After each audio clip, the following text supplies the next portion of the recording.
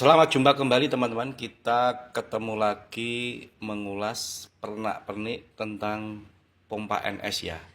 Atau kita sering dan kita tidak asing lagi buat tambang atau pengeboran sumur.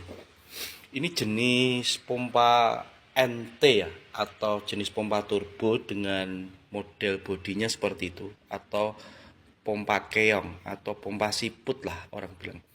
Jenisnya NT100 atau setara dengan NS100 ya.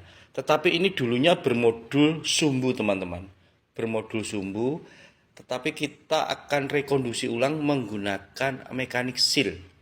Karena kalau kita masih menggunakan sumbu, itu banyak sekali yang dikorbankan. Yang pertama, as ini akan aus teman-teman, akan termakan pasir karena dia digencet atau ditekan oleh yang namanya sumbu, ditekan sama prendes. Akhirnya as menjadi tipis, berubah bentuk, dan akhirnya terjadi kebocoran. Kalau sudah bocor teman-teman, air itu akan menyemprot ke dalam ruang bearing. Akhirnya terjadi yang namanya bearing cepat aus atau bearing cepat rusak, dan akhirnya ambrol, sering mengganti kerusakan pada bearing. Gara-garanya air, gara-garanya sering bocor. Ini pilihan yang sulit. Jadi gara-gara ini akhirnya bearing rusak.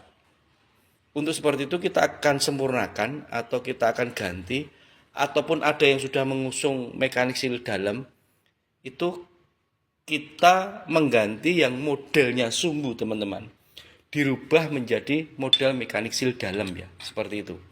Jadi kita akan, ini model sumbu sebelumnya teman-teman, sama seperti ini ya, ada plendesnya, dan kita akan rekonduksi ulang, kita akan bubut, kita akan lubangi, dan kita akan tanamkan rumah seal teman-teman. Nah, di sini kita sediakan juga, kalau Anda minat bisa menghubungi saya ya, seperti itu. Jadi ini sudah saya setting sedemikian rupa, sudah saya paskan. Ketika nanti di lapangan tinggal dibubut, kita sudah jadi. Kita tinggal pasang. Ini untuk NS100, tapi kalau untuk NT100 tidak ada, karena NT100 itu menyatu dengan ini. Tapi kalau untuk NS100 ada teman-teman, kura-kuranya ini seperti itu. Oke, dimengerti ya. Jadi setelah kita rekonduksi, nanti seal ini kita akan pasang di sini. Nah, karena apa? Seal ini sudah teruji untuk menghadapi gerusan pasir, menghadapi air berlumpur, menghadapi silika, menghadapi kuarsa, dia tahan atau tidak aus seperti itu. Jadi mau 10 tahun, mau 5 tahun atau berapa tahun, belum ada kasusnya ini kemakan atau aus seperti itu. Dan kalau ini sudah aman teman-teman, tidak bocor-bocor, maka di sini juga bearing itu juga aman. Seperti itu. Bearing pun kita juga ganti teman-teman, bukan bearingnya yang kita ganti, tetapi penutupnya. Kalau kita merujuk bawaan pabrik, penutupnya itu sangat tipis sekali teman-teman. Jadi penutupnya itu hanya terbuat dari plat, dan itu tidak bisa menahan getaran yang ekstrim. Jadi kalau sudah kena getaran, dia akan berubah bentuk dan akhirnya dia lari ke sana dan ke sini. Kita akan ganti satu, dan yang di dalam juga satu. Ini sudah kita lengkapi dengan seal ya. Di sana kalau kita lihat ada sealnya teman-teman. Nah, itu ada sealnya. Artinya betul-betul dari sini juga ada sealnya. Seal oli namanya, seperti itu ya. Nah, seperti itu ya teman-teman. Jadi betul-betul kita sudah sempurnakan. Kemudian kita akan belajar lagi tentang impeller teman-teman. Ya, kalau tanya harga jangan di sini teman-teman. Nanti saya kena somasi ya. Kalau Anda minat bisa langsung hubungi WA saya, ada di bio. Jadi ini channelnya channel edukasi atau channel pembelajaran. Jadi kalau saya tanya jawab dengan harga, nanti langsung kena peringatan dari TikTok ini. Karena saya tidak dijual di TikTok Shop. Kalau TikTok Shop bebas, karena ini bukan di TikTok Shop. Oke, kembali ke sini ya. Jadi ini jenis NT100 model turbo atau pompa siput, itu menggunakan impeller tertutup. Sedangkan kalau NS itu menggunakan impeller terbuka. Apa tuh perbedaannya seperti itu? Nah, begini teman-teman. Kalau kita mengutamakan tekanan tinggi, peset yang tinggi, maka pilihan jatuh kepada turbo itu bagus. Tetapi power kita harus besar. Minimal 30 HP. Kalau untuk NT100 ya. Ya, jadi karena apa? Karena ini berat sekali teman-teman. Berat sekali karena sistemnya begini. Ketika ada air yang masuk, itu air sudah terkunci teman-teman. Dia tidak bisa ke kanan sama ke kiri. Dia mau tidak mau harus dibanting keluar. Mau tidak mau harus keluar ke lubang output. Beda dengan seperti ini. Kipas terbuka.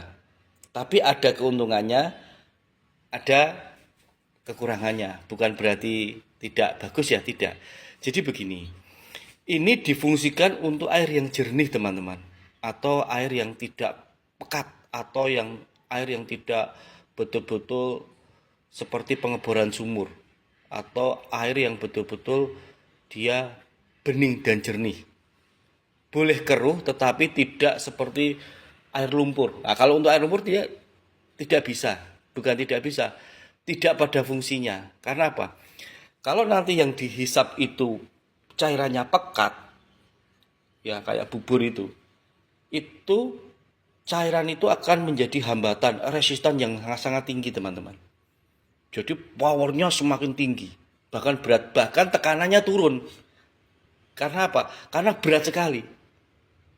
Karena kalau sudah cairan fluida pekat masuk, dia sudah terkunci, mau tidak mau dia harus dibuang keluar, tetapi karena ini model tertutup, dia tidak bisa maksimal kalau powernya kecil. Seperti itu. Katakanlah begini, sama-sama 24 HP, NS 24 HP, dan pompa turbo 24 HP. Kalau untuk menghisap atau memompa cairan yang pekat, maka masih menang ini teman-teman. Ini kalah. Tetapi kalau untuk air yang bening, tekanannya kuat yang ini. Ini menang di tekanan, tapi kalah di debit. Kalau ini menang di debit, kalah di tekanan. Sebentar, saya akan lebih ya. Ini agak rancu ya. Begini. Saya analogikan begini. Ini motor balap.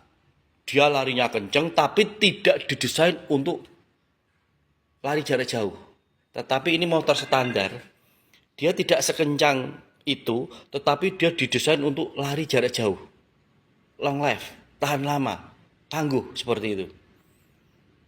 Nah, jadi bisa dipahami ya. Jadi kalau untuk pengeboran sumur, seyogyanya pakailah yang model NS kipas terbuka ini. Ini lebih tangguh, sudah teruji, bahkan dia lebih bandel, awet. Tapi kalau untuk semprotan, tambang, menyemprot air dan sebagainya, atau butuh tekanan tinggi, airnya jernih, pilih yang ini. Seperti itu ya. Terus ini itu tidak dilengkapi dengan priming teman-teman. Pompa siput itu tidak dilengkapi dengan priming. Maksudnya begini, kalau pompa NS100 itu ada di belakang itu ada biliknya, atau ada ruang priming, atau ruang yang bisa menghisap, ada timbul tekanan negatif sehingga dia bisa menghisap dengan sendirinya ketika dipancing ya. Tetapi kalau pompa ini model kayak gini, ini kan pompa dorong, air sudah tersedia. Jika ada rongga aja di sini, rongga udara sedikit aja, katakanlah kipasnya ada udara, maka dia tidak bisa melontarkan air. Kanginan seperti itu. Betul-betul dia harus padat. Ini adalah pompa booster teman-teman. Pompa NS itu pompa booster. Jadi dia tidak menghisap dengan sendirinya, tapi harus betul-betul dia tersedia air dulu baru dia didorong. Agak bingung ya, saya juga bingung bagaimana ya. Sebentar, mari kita belajar. Kalau ada yang lebih paham, bantu saya. Tapi kalau belum paham, bisa tanya saya. Sementara itu dulu, nanti kita lanjutkan lagi. Saya akan mencari literasi yang mudah dimengerti teman-teman. Apa bedanya dan sebagainya ya. Seperti itu ya.